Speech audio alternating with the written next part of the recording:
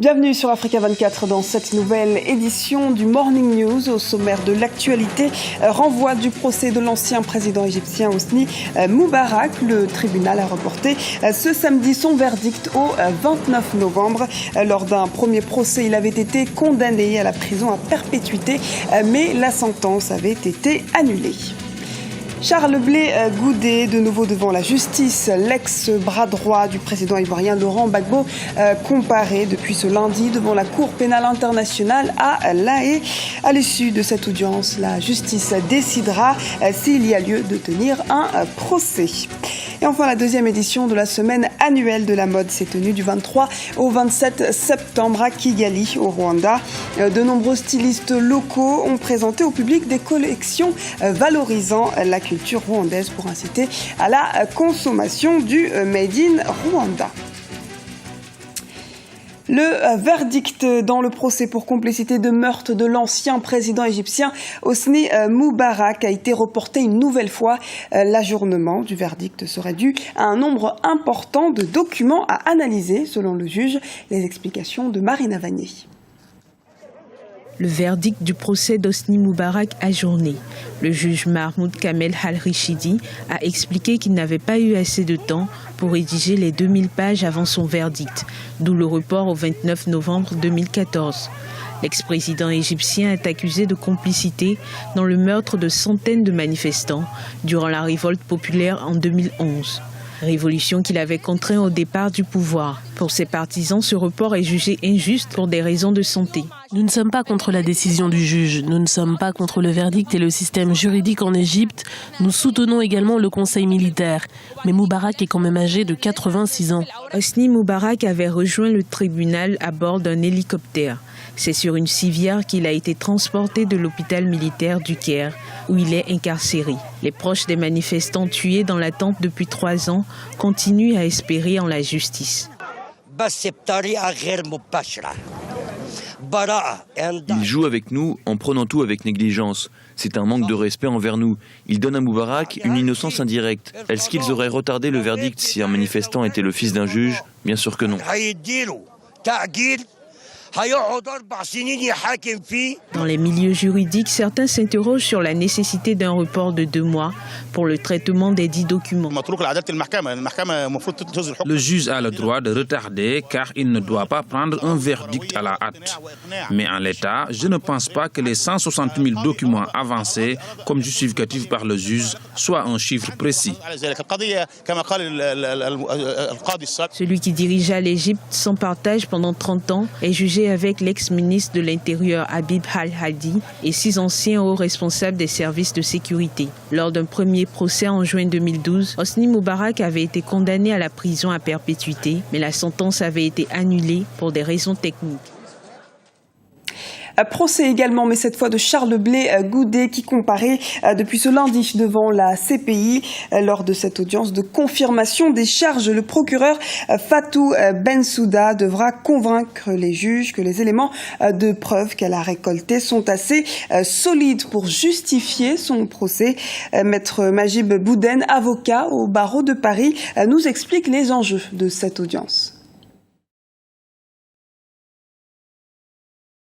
Mais à ce stade, il faut que le procureur, c'est une obligation que le procureur a, d'apporter un début de preuve pour que le tribunal puisse penser qu'il y a une éventualité, une probabilité forte que ces preuves soient apportées.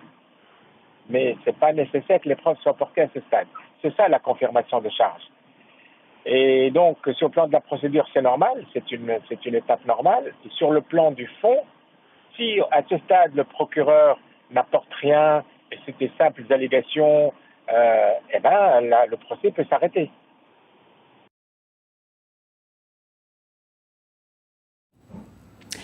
En Mauritanie, l'Union nationale des rapatriés mauritaniens du Sénégal appelle Nouakchott au respect de ses engagements.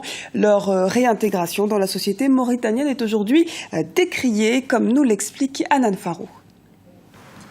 Noirs et Mauritaniens, c'est leur identité. On estime à 24 500 le nombre de Mauritaniens rapatriés du Sénégal. 25 ans après leur expulsion par Nouakchott, le retour a bien eu lieu, mais pas forcément dans les conditions espérées. Face à leurs doléances, les autorités sont à l'écoute, mais pas assez pour le mouvement Touche pas à ma nationalité, qui a été reçu au printemps dernier par le président Ould Abdelaziz. Nous avons fait comprendre au président que nous sommes là en tant que défenseurs des droits humains. Nous sommes là pour dire ce qui ne va pas en Mauritanie. Ce que nous attendons aujourd'hui, c'est qu'il se penche sur la double nationalité. Donc qu'un Mauritanien qui a vécu à l'étranger puisse bénéficier de cette nationalité et conserver en même temps sa nationalité mauritanienne. La majorité des rapatriés du Sénégal sont inscrits dans les registres d'état civil mauritaniens. Cependant, quelques 6300 ne seraient pas encore recensés. Malgré les promesses des autorités, la question de l'identité nationale reste en suspens. L'unité nationale, comme nous avons l'habitude de le dire, n'est pas un simple mot, c'est un ensemble d'actes. Il ne suffit pas de créer, de faire des cartes postales, des timbres-poste pour, en dessinant un noir, donnant la main à un mort pour dire que voilà, c'est l'unité nationale. Non, l'unité nationale, c'est le fait d'accepter l'autre. L'unité nationale, c'est le fait de donner à chacun ses droits. C'est le fait de mettre tous les citoyens, quelle que soit leur couleur, quelle que soit leur religion, au même pied d'égalité. En mai 2011, les autorités mauritaniennes ont lancé un processus d'enrôlement qui met officiellement en place un système d'identification des citoyens. Face à la polémique suscitée, certains observateurs font germer l'idée d'organiser des états généraux sur la question des droits des Noirs mauritaniens. Et direction le Rwanda à l'occasion de la 2e édition de la semaine annuelle de la mode de Kigali. Nous verrons que cette industrie regorge de talents, mais reste confrontée au faible soutien de l'État, comme nous l'explique Olive Adjakotan, notre correspondant au Rwanda. Développer davantage l'industrie de la mode au Rwanda, en amenant les Rwandais à s'habiller selon la culture du pays des 1000 collines, tel est le vœu des stylistes locaux. Une dizaine de créateurs de mode rwandais ont proposé au public leur savoir-faire durant la 2e édition annuelle de la Semaine de la mode. Un événement qui s'est déroulé du 23 au 27 septembre 2014 à Kigali. Les professionnels de la mode se sont servis de pagnes pour représenter leur créativité.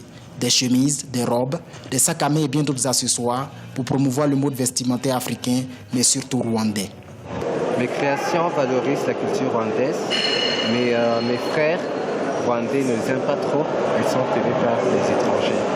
On a adoré l'événement, on a eu la chance de rencontrer avec des autres fashionistes et pour aussi découvrir des autres talents. L'industrie de la mode du Rwanda regorge de plusieurs talents. Elle est peu exploitée à ce jour car environ 70% des Rwandais consomment de plus en plus la mode étrangère. Mais les stylistes locaux souhaitent renverser la tendance dans les prochaines années. Nous devons élever notre niveau de contribution en biens, nous organisant pour développer l'industrie de la mode dans notre pays. Et je pense que c'est ce que nous sommes en train de faire actuellement. J'ai donc espoir que nous allons montrer notre savoir-faire partout dans l'Afrique de l'Est. Certains acteurs de la mode du Rwanda ont initié cette année le Rwanda Fashion Fund, un fonds pour soutenir la création et l'émergence d'une industrie de la mode dans le pays. Les autorités en charge de la culture au Rwanda envisagent également la construction d'une école pour former les professionnels de la mode. Elles veulent également s'inspirer du modèle nigérian pour être le leader de la mode en Afrique de l'Est. Et c'est la fin de ce journal. Merci de nous avoir suivis.